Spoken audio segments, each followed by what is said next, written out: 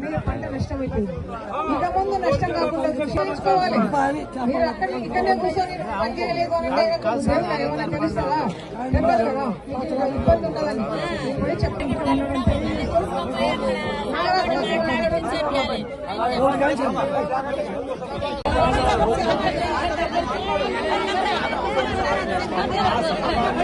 మీకు నీళ్ళు వచ్చే ఏర్పాటు చేస్తామో ఏం బాధపడ 4 సంవత్సరాలలో పనులు చేయడానికి ఆయనకు తెలుసు, మీకు తెలుసు.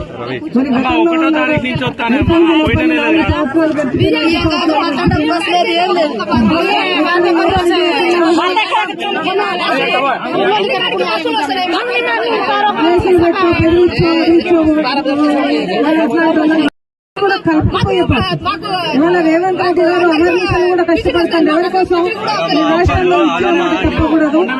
కాంగ్రెస్ పార్టీ అంటే మాట తప్పని పార్టీ కాబట్టి చూడండి. ఎమ్మెల్యే ఏమైనా ఉట్టిగా కూర్చోలేదు ఇక్కడ. ఎమ్మెల్యే కూడా మీకు కావాల్సిన అవసరాలన్నీ తీర్చడం కోసం హైదరాబాద్ పోతున్నారు. అందరు మినిస్టర్లను కలుస్తాడు. కలిసి అక్కడ రావాల్సిన ఫండ్ అంతా కూడా తనదే కాకుండా ఇంకా అందరినీ కూడా బతిమలాడి మన కాన్ఫరెన్సీ కోసం తీసుకొస్తుంది. మరి ఇంకా కూడా ఎప్పుడు కూడా 100% పని జరగదు. పని జరుగుతూనే నిరంతరం ఇది జరిగే ప్రక్రియ. దీన్ని మీరందరూ కూడా ఆశీర్వదించాలి. ఇవాళ ముఖ్య కార్యక్రమం ఏంటిది? మనకు స్వరాజ్యం తీసుకొచ్చింది ఎవరు? గాంధీ.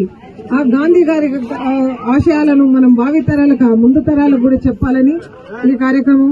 అలాగే అంబేద్కర్ రాసిన రాజ్యాంగాల్లో అందరినీ పొందుపరిచి బీసీ, ఎస్సీ, ఎస్టీ, మైనార్టీ అందరూ కూడా సుఖంగా ఉండాలి, శాంతిగా ఉండాలి. ఈ దేశం